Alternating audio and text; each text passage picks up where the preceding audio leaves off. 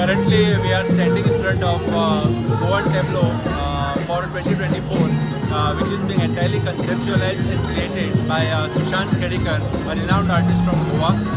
As we can see at the tableau, at the tractor portion, the tableau is led by a tall statue of Lord Parshurama, also depicting that Goa Bhumi is also a Parshuram Bhumi.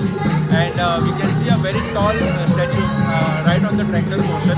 And this statue is situated at River Mandovi, which depicts unity and diversity in Goa. And followed by, we can see a yoga stamba, which also is representing the harmonious people in Goa and also the unity that Goa follows.